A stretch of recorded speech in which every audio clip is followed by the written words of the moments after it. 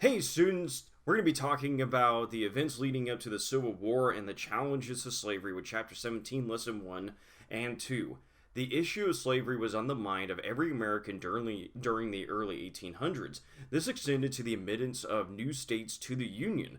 During this time, there was an even amount of free and slave states. This was known as the balance of power with the states. With each new territory, the question of whether it would be a free or slave state was the primary issue. This balance would be threatened with the discovery of gold in California in 1848. In 1849, California would be flooded with people seeking to make their fortunes in the mountains and rivers of the future Golden State. The allure of gold would catch the attention of Congress. California would apply to be admitted to the Union as a free state in 1849, and with it would be the discussion of the institution of slavery. Southern states were already on the edge towards secession, and with a threat to the balance of power and slavery itself, the admittance of California would push them over the edge. With the threat of the Union falling apart, the great compromiser Henry Clay would step in and offer a compromise. The Compromise of 1850 would pass through Congress that left abolitionists floored. The compromise had a new Fugitive Slave Act that would force citizens to assist in the capture and return of runaway slaves. Henry David Thoreau would write in his 1849 essay, Civil Disobedience, that if the law requires you to be the agent of injustice to another, then I say break the law. Many abolitionists would feel betrayed by the law, but some would take matters into their own hands. In 1854, Stephen A. Douglas introduced the Kansas-Nebraska Act that would be passed.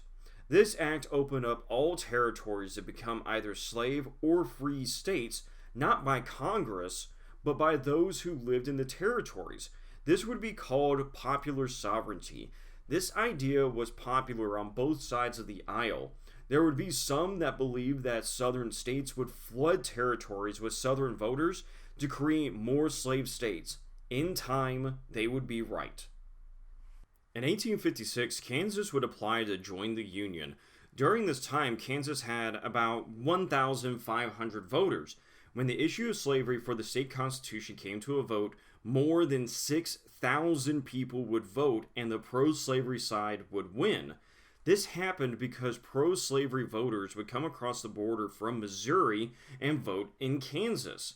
These folks who would be known as border ruffians. And the divide in Kansas would establish two governments, one that was anti-slavery and one that was pro-slavery. The conflict between people on slavery would turn violent in May of 1856, when pro-slavery supporters would attack an anti-slavery town of Lawrence. This event would motivate radical abolitionist John Brown to, quote, strike terror against the foes of abolition. John Brown and a handful of other abolitionists would attack an encampment of 5 pro-slavery supporters and kill them with swords. The blood of Kansas would reach all the way up to Congress. On the Senate floor, Senator Charles Sumner would call into question the honor of Southern gentlemen. The words of the freshman Republican would strike at Congressman Preston Brooks' nerves. Brooks would walk to the Senate holding a cane and then would proceed to beat Sumner until he was unconscious. This would result with him having to go to the hospital in Europe during his absence. His Senate seat was empty. Sumner would be reelected during his absence, and the empty chair was served to shame Southerners. But Southerners would feel no remorse and would in fact re-elect Brooks into office and send him gifts of canes celebrating his assault. Bleeding Kansas with the Kansas-Nebraska Act would make the divide between the North and the South even deeper than ever. A new party would emerge to challenge the institution of slavery, the Republican Party. The North would support the Republican Party while the South would support the Democrat Party. The election of 1856 highlighted the sectionalism of the nation. The Democratic Party with James Buchanan would win all of the southern states except Maryland. 5 free states would vote in favor of Buchanan on the wave of popular sovereignty. The election was a setback for the abolitionist movement, but the movement would be dealt a gut punch from the Supreme Court. The Supreme Court case was about African American slave Dred Scott. Scott, with his slave master, would move to Illinois in the 1830s, where slavery had been banned in 1787.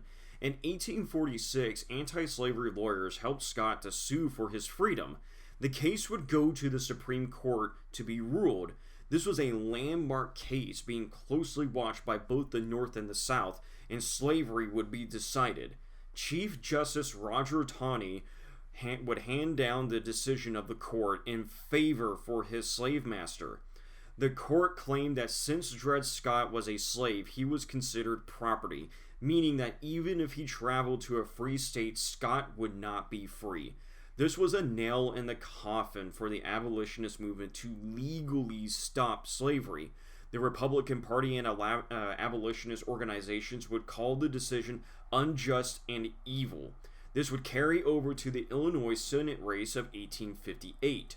The candidates would be Southern-supported Stephen A. Douglas and Republican Abraham Lincoln.